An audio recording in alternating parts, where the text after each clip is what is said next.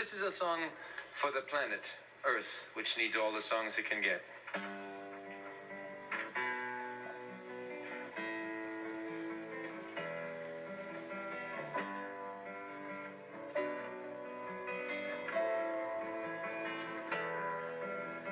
Whose garden was this? Mankind began making its mark on the Earth many years ago. Today, the Earth is making its mark on mankind.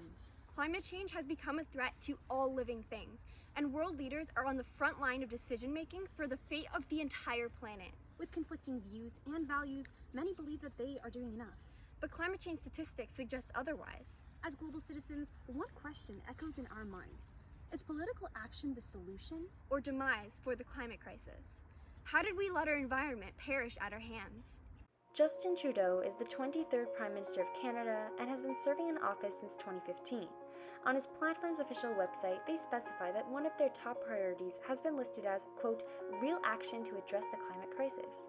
They elaborate on this, stating their environmental goals: having net zero emissions in Canada by 2050, planting 2 billion trees, and making the country more open to clean technologies.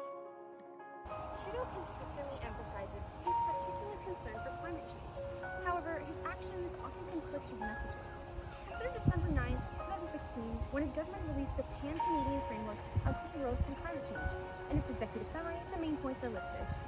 In the Pan-Canadian Framework, the executive points are pricing carbon pollution, actions to reduce emissions across the economy, adaptation and climate resilience, and clean tech, innovation, and jobs. These are the main goals Canada will follow in relation to climate action. This was met with a very positive response from citizens. About a month earlier, however, Trudeau had approved the Trans Mountain Pipeline's expansion. This was met with public dismay, especially from environmentalists and Indigenous peoples. The most shocking thing about the project was that Trudeau approved it almost immediately after announcing a climate emergency in Canada. According to the Climate Action Tracker, Canada's progress towards meeting its INDCs, which were proposed at the Paris Accord, is, quote, insufficient. Canada is expected to miss its targets, even those outlined in the Pan-Canadian Framework. It has become clear that Justin Trudeau has conflictions when it comes to choosing the environment or the economy. In a recent interview with Dr. Diane Sachs, the former Environmental Commissioner of Ontario, we asked her how a government can find a balance between these two areas. This idea that there is a choice between the economy and the environment, I think, is false. Experts suggest that Canada needs to be doing much more to reduce emissions across the country if we want to have a fighting chance against climate change. Now, only one question remains. Is Canada going to meet its goals, or will we prioritize the economy yet again? Stefan Löfven has been the Prime Minister of Sweden since 2014. Since then, he has helped to direct Sweden towards some very ambitious environmental goals. Many Nordic leaders and countries have been encompassing the same ideas and enacting them. Historically, Sweden has always been near neutral in terms of carbon emissions. Today, Sweden continues its pattern of climate action with strict regulations. In 2017, Sweden confirmed its plans to be a carbon-neutral nation by 2045. In the same year, they enacted the climate policy. A year after that, they released their climate framework, and most recently, they enacted the Swedish Climate Act.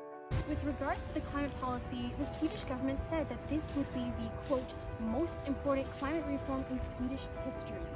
It includes a plan to tie the government to its long-term goals well after Löfven finishes his elected term. This brings up a vital theme when it comes to the study of climate action among international governments. How can a government stay on track with its climate plans in the long term?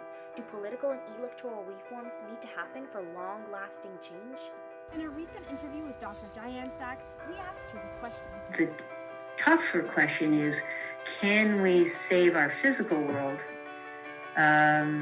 without changing those things? And can we change those things in time to save the physical world? It's clear Prime Minister Löfven has been considering this and set the country up to prioritize the physical environment. Sweden has been commended for its, quote, strong policy framework, and experts say that Sweden is the, quote, frontrunner within the group of high-performing countries. With all this in mind, wouldn't it be safe to assume that Sweden is leading the way to meeting its climate goals? Not exactly. Experts caution that even Sweden's admirable initiatives might not be enough to satisfy the outline of the Paris Accord. If this is true for Sweden, then there is a very significant and growing problem for all countries on Earth. It's supposed to be 70 degrees today. It's freezing here. Speaking of global warming, we need some global warming. This is Donald Trump, the current president of the United States. As a deceitful businessman first and foremost, Donald Trump has made a habit of disregarding morals, facts, and anything else that stands in the way of his desires. During his 2016 campaign, Trump was candid about his denial of the existence of climate change, and since being elected president, has adamantly used his vast platform to promote disregard for proven climate science, even endorsing ridiculous conspiracy theories suggesting that the climate crisis was, quote, created by and for the Chinese in order to make U.S. manufacturing non-competitive. His mindset and views have polluted his response to climate change.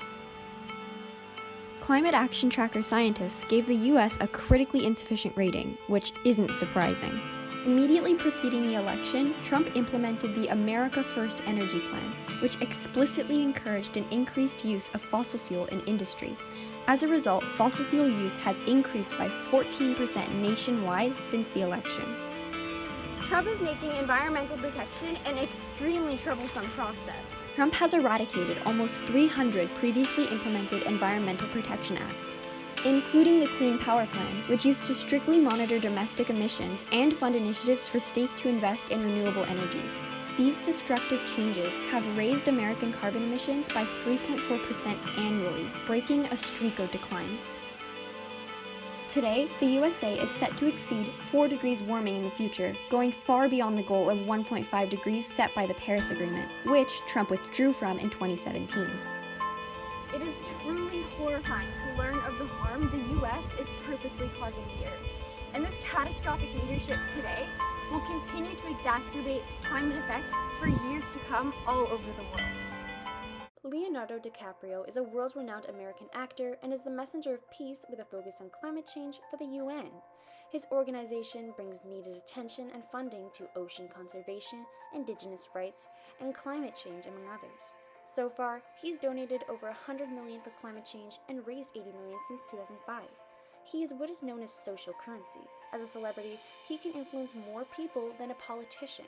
Consider his 2016 Oscar speech. Climate change is real. It is happening right now. Knowing millions would be watching him, he used this as a message to spread his awareness.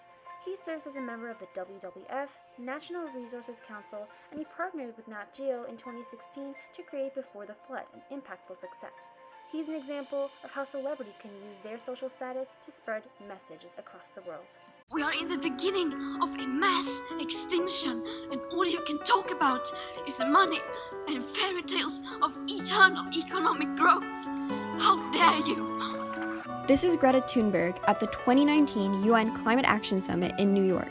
The now 17-year-old Swedish trailblazer first learned of climate change at age 8. She was horrified by the severity of this threat, but political leaders were handling it, right? Wrong, she learned, was the answer. Thunberg was furious and took action by skipping school one Friday in August 2018 to protest in front of the Swedish parliament with a sign that read, "School Strike for Climate." Each week, more people joined her once lone protest, and within weeks, they grew so large they gained international attention. By December, she was invited to speak at the COP24 summit in Katowice, Poland. Her honest and inspiring speech gained her a broad youth audience and established her role as what would be an international climate activist. Since then, she has become a regular speaker at climate events worldwide. In 2019 alone, she spoke at the European Parliament, Austrian World Summit, and the September UN Climate Action Summit in New York. She uses brutal honesty and real facts to convey the raw severity of climate change in a way that politicians and other activists have glossed over. She is proof that sugar-coated speeches and empty promises will not silence another generation. On September 20th, 2019, Thunberg led the largest climate demonstration in human history, in which 4 million people were empowered to take a stand and demand climate action on an international scale. Activism has ignited the flame. We were so appalled by the lack of action being taken by who we call our leaders. We decided to start an organization to educate the public through campaigning and call for political climate action in our communities. It's called the Youth Climate Group, and our goal is to demand climate action from Canadian politicians. We know the facts. We know what's at stake. The world is waking up. But how can we, as Canadians and global citizens, make a difference in the fight against climate change? We need our world leaders to leave the cash bags behind and prioritize a healthy future. And one thing is for certain. If we want to have a chance, any type of chance in this fight, we need to come together to do so. We need to demand change, and we need to do it now. This is something plaguing us on a global scale. Now, it's up to you. It's up to you to play your part to save this planet, to promote the environment, to restore what might be lost forever.